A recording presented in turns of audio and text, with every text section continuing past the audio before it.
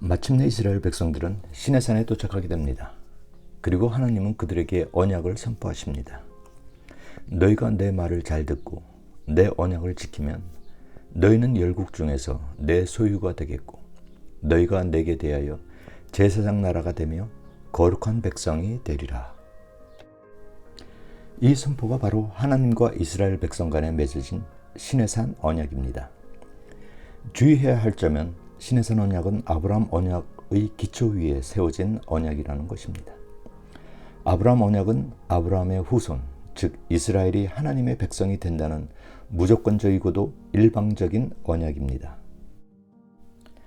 그러나 시내산 언약은 이미 하나님의 백성이 된 이스라엘과 맺는 언약으로 아브라함 언약과는 달리 조건부 언약이자 쌍방 언약입니다. 이것은 이스라엘이 하나님의 말씀에 순종하고 언약을 지킬 때 하나님은 그들이 제사장 나라와 거룩한 백성이 되도록 하겠다는 약속입니다. 여기서 우리는 이스라엘의 정체성과 소명이 제사장 나라와 거룩한 백성이며 그들은 이 목표를 지향해야 하는 백성이라는 것을 알 수 있습니다. 이를 위한 그들의 의무는 하나님 말씀을 순종하는 것입니다. 이제 그들은 종의 신분에서 벗어나 제사장 나라와 거룩한 백성의 신분을 향해 나아가야 합니다. 그러면 제사장 나라와 거룩한 백성은 무엇입니까? 성서시대 제사장은 하나님과 인간을 연결시켜주는 중재자 역할을 하는 자였습니다. 하나님은 무한하시고 인간은 유한한 존재입니다. 무한과 유한이 만나는 곳에는 위험이 따릅니다. 그 위험을 없애주는 역할을 하는 자가 제사장입니다. 백성들이 거룩한 삶을 살도록 희생제사와 율법의 순종을 가르쳐 그 위험을 없애주는 것이지요. 그리고 거룩이란 히브리어로 헌신하다, 구별하다라는 뜻입니다. 그러므로 거룩한 백성이란 하나님께 헌신하는 동시에 세상과는 구별된 백성을 의미합니다. 따라서 제사장 나라와 거룩한 백성이란 세상과는 구별된 삶을 사는 백성으로 열방을 하나님께 연결시켜주는 중재자 역할을 하는 나라입니다. 이와 관련하여 신명기 4장 6절은 이스라엘이 하나님의 말씀에 순종하면 세상 사람들은 이스라엘을 지혜와 지식이 있는 백성이라 부르게 될 것이라고 말하고 있습니다.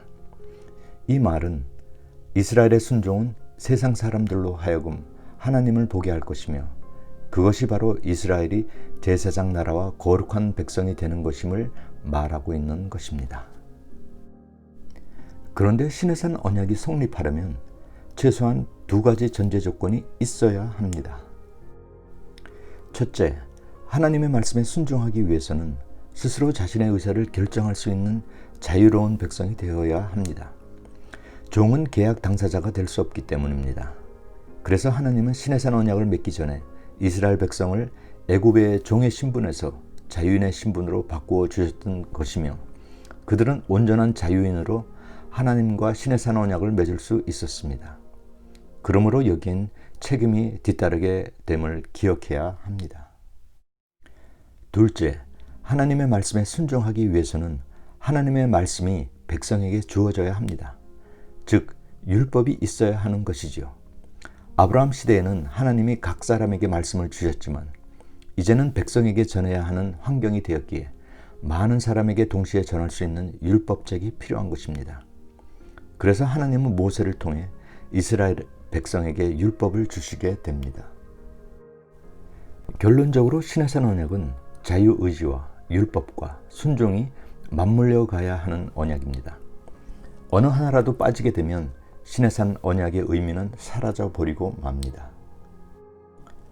출애굽기 19장에서 구두 언약을 선포하시고 20장에서 10계명을 주신 후에 24장에서 하나님은 이스라엘 백성과 언약식을 거행하십니다. 이 의식은 언약을 정식으로 효력을 갖게 합니다. 하나님은 12지파 사람들을 다 산 아래 모이게 한 후 번제와 화목제를 드리게 합니다. 그리고 모세로 하여금 제물의 피의 절반을 제단에 뿌리게 하죠. 그 후 언약서를 낭독하고 백성들이 하나님의 말씀을 준행하겠다고 맹세하자 모세는 나머지 절반의 피를 백성들에게 뿌립니다. 이것이 하나님이 이스라엘과 세우신 언약의 피라고 모세는 말합니다. 이 모습은 일견 고대 사회에서 피로 조약을 맺는 모습을 연상시킵니다. 그러나 여기서 피는 두 가지 의미를 갖습니다. 하나는 제단에 뿌려진 피로 백성의 죄가 속죄되었음을 말하는 것입니다. 그래서 그들은 하나님 앞에 언약의 당사자로 당당히 설 수 있었던 것입니다.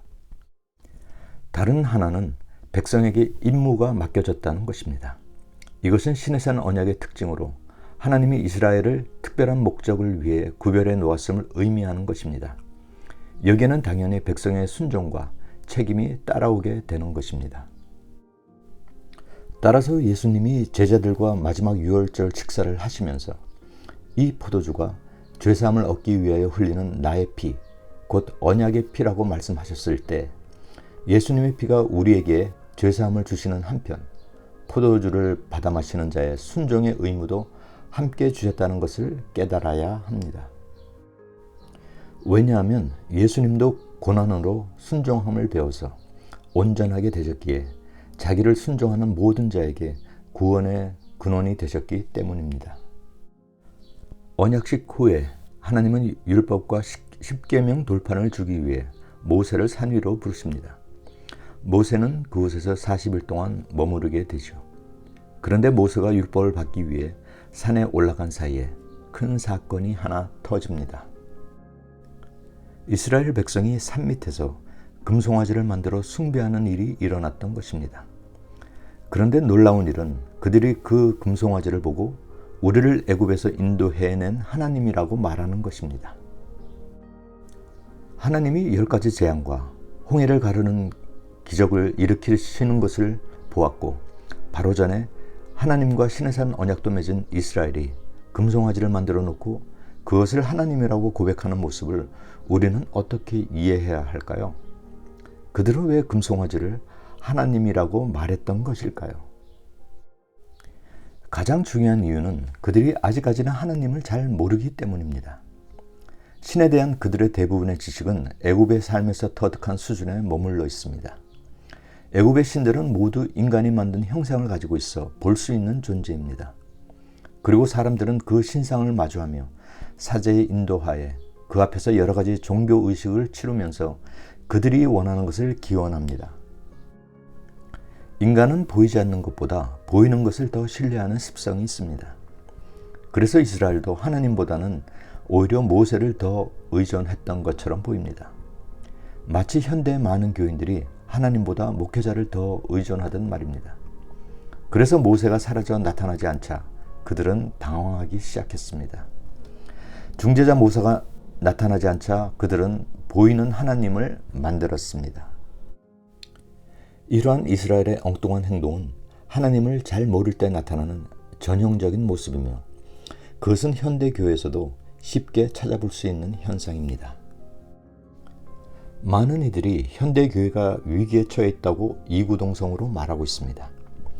한편으로는 다원주의, 상대주의, 긍정의 힘 같은 거짓 가르침과 사상들이 범람하고 있고 다른 한편으로는 세속적인 가치관이 상업 문화와 미디어를 통해 급속히 확산되고 있습니다. 그래서 교회 안에는 이미 거짓 가르침과 사상, 잘못된 신학, 세속적인 가치관이 들어와 있습니다. 안타깝게도 현재 많은 교인들은 성경을 올바로 읽지 않은 채 회개와 십자가 중심의 신앙을 최소화하는 번영 신학에 젖어 있습니다. 그래서 많은 교인들이 개인적인 축복과 성공을 위해 교회를 다닙니다. 이러한 신앙인의 모습은 그들 마음속에 금송아지를 만들어 놓고 이것이 하나님이라고 하는 이스라엘의 모습과 같은 것입니다. 바울 시대의 골로새 교회가 처한 상황도 현재 교회가 처한 영적 혼돈의 상황과 비슷합니다. 그런 그들을 향해 바울은 기본으로 돌아가라고 말합니다. 다시 말해 예수 그리스도와 십자가와 성경으로 돌아가라는 것입니다. 잘못된 가르침이나 세속적인 세계관과의 헛된 논쟁에서 벗어나 참 진리신 예수 그리스도에 집중하는 것이 더 유익하다는 것이지요.